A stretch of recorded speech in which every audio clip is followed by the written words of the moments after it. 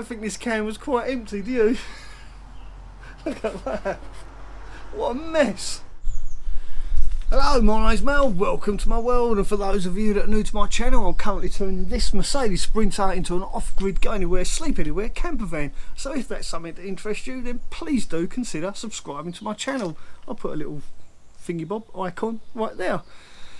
Now, over the last couple of days it's been absolutely chucking it down, so I've had no choice but to work inside the van with the door shut, so I didn't film anything because it's quite dark. So this video is a little bit of an update on what I've been up to over the last couple of days. So let's take a look inside the van.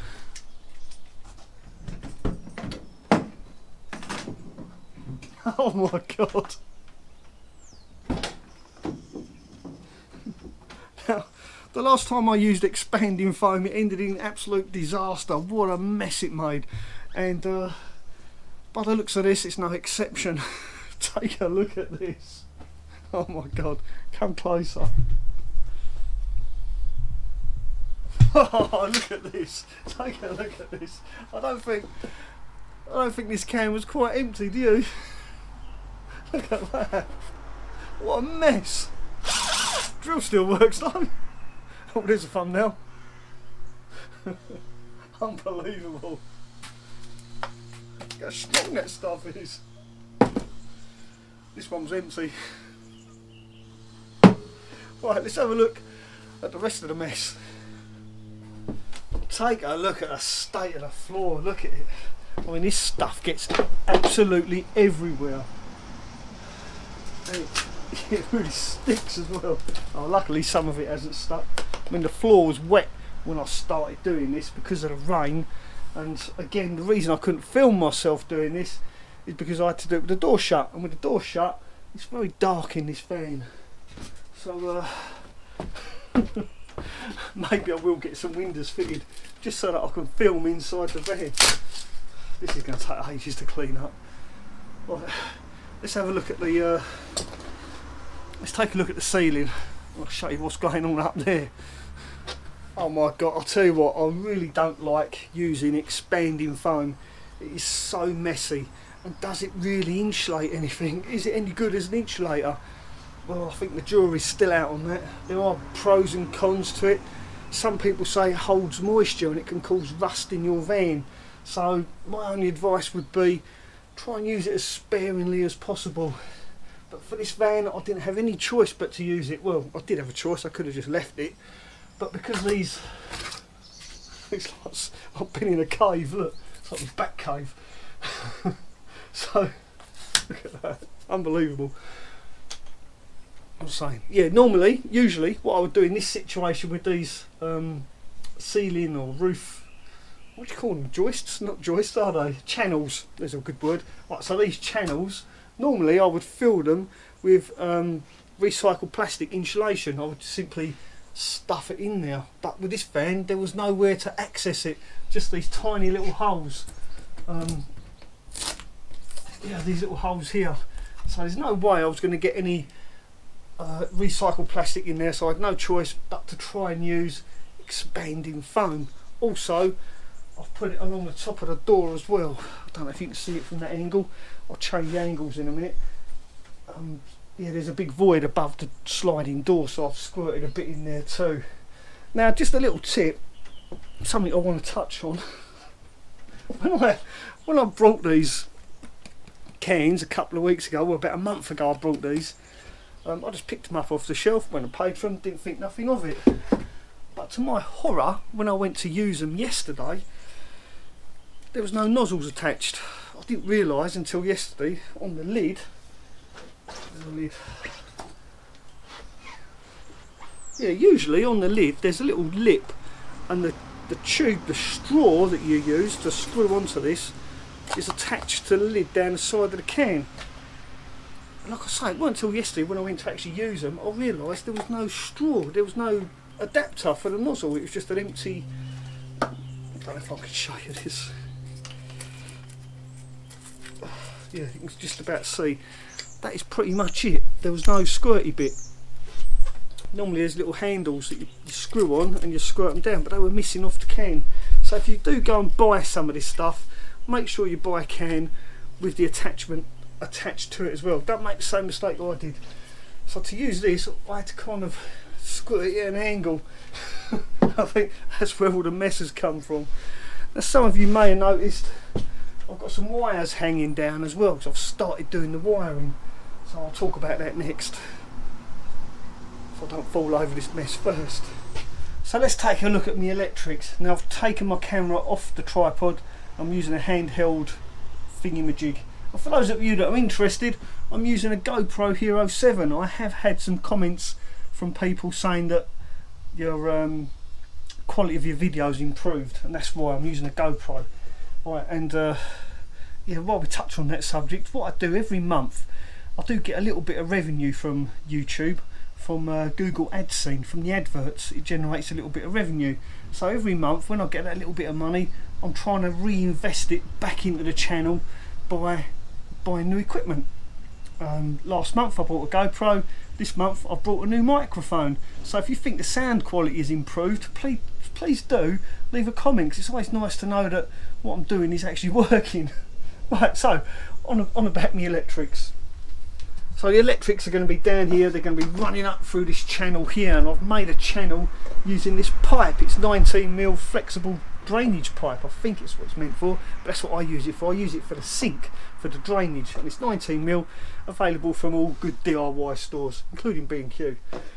So these are all my tailings. This end is going to go to my fuse box, which eventually will be around about here when I eventually get round to building my kitchen worktop. So that goes up through this pipe, up through here, through this channel that goes all the way up here, and it's basically just for the lights and for the ceiling fan. As you can see here, I've marked it. This says rear puck light, so one of my puck lights are going to go here. Well, actually I'll have two. I'll have one there and one up here as well, so I'll have two puck lights there. Look at the mess this stuff makes. It does make a mess. Look. It's going to take ages to trim all that off. Right, so yeah, puck lights, one there, one there. I've also got wires coming along here and down, and these are going to be for my reading lights, spotlights I'm going to have here each side of the bed. I'm also going to have one over this side as well, over there. And I forgot what that wire's for. I should have marked it, but there you go. Oh yeah, charging socket for my phone.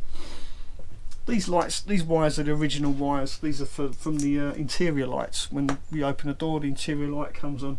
I'm actually going to carry on using one of these. I'm going to connect one of these up, so when I do open the door, a light comes on, and I haven't got to fiddle around looking for lights. That's the plan anyway. So yeah, back here I've also got wires, as you can see, they come up, and these for the front puck lights. FPL, I think I've got fed up writing puck lights. I'm going to have two there like that, so I'll have two lights up there as well. And then there's my ceiling fan. Now my ceiling fan, I've done something a little bit different with that, so I'll explain that. I'll explain what I've done with the ceiling fan and why I've put it off to one side. So this is where my ceiling fan is going to go, right up here. And the reason I've chose to put it off to one side and not in the middle, well, there's two reasons actually. One of them is, if I put it in the middle, this pre-cut out, pre-formed area will create a water trap both sides of the fan up the top. And these ribs here, you can see where I've marked it there. Can you see that? Can you see that? Hang on, let me just move that a bit. So you can see where I've marked it with a marker pen. The edge of my fan on the roof will fit along this rib, and that will cause a lot of issues with sealing, and I didn't want to have any risk of leaks. So to fit it where this circle is, because the fan's quite big, it's just not going to work. It's going to be too risky for the actual sealing of it with a sealing strip, the mastic sealer that I use. The fan will sit on this, right on top of this ridge, and I'm not happy with that at all. Also, it will cause two water traps at the front and at the back of the fan where the ribs are. It will just create too much of a risk of leaking. So I decided to offset the fan to one side. For the other reason is, it'll be above my cooker. I'll just turn you around a bit. So this wooden frame represents where my fan is going to fit, and as you can see, this rib here is right in the middle, so that'll be gone. and there'll be no ribs here, so the fan, once it's on top, will fit nice and flat on the roof, and the same this side as well. The fan will fit nice and flat on the roof, and there's just one rib to worry about, and that's going down here, so there'll be no water trap. The water can run away from each side of the fan. But I'll show you that in more detail when I come to fit the fan. I'll go into that. It'll be a lot easier for me to explain when I'm on the actual roof. But if you can imagine the square of the fan and the channels coming down, you end up with water pockets each side of those channels. So yeah, for that reason I've decided to put my fan off to one side. It'll be above the cooker so it can extract all the fumes. Not that I'm a great cook or anything, or do a lot of that, but it's there anyway. When you boil the kettle, the steam can go straight out of the fan. And the other reason, if I put it in the middle, it's going to cause too much of a water trap, too much of a risk of leaking. So that's why I put the fan there. Now, while I'm over in this area, I'll just show you the insulation. You can see it's all coming out. So this entire panel above the door is now filled with this nasty expanding foam. So hopefully that will insulate that part. I won't get any moisture build up, or condensation I should say, in the area when I'm cooking, because of that insulation, and because my fan is there as well. It will suck any condensation straight out through the roof, through the fan. That's basically it. That's all I've done these last couple of days whilst it's been raining. So my next job now is to think about how I'm going to fit the roof rack, which has just turned up. Literally the guy just delivered it as I was making this video. Let's bring it down. Yeah, I'll just move you back and I'll show you my roof rack. So this is going to be my roof rack. It's commonly known as Unistrut, and I got this idea from Greg Virgo. I think I've made a little bit of a mistake, because this is really heavy, really heavy. I've brought galvanised, purely because it's going on the roof and it's rust protected. But going by the weight of that, I think I'm going to have to use it quite sparingly. I should have got the mild steel one, I think, and just painted it with black aerosol. Probably would have been a bit lighter, but yeah, that's quite heavy. So but that's a whole nother video, I think. Also got some fixtures and fittings to go with it, but like I say, that's a completely new video. I'll make a video all about that and what I'm going to be doing with it. So the eagle-eyed among you may have noticed something a little bit strange in this video. That's right, I'm talking about this pink bulkhead.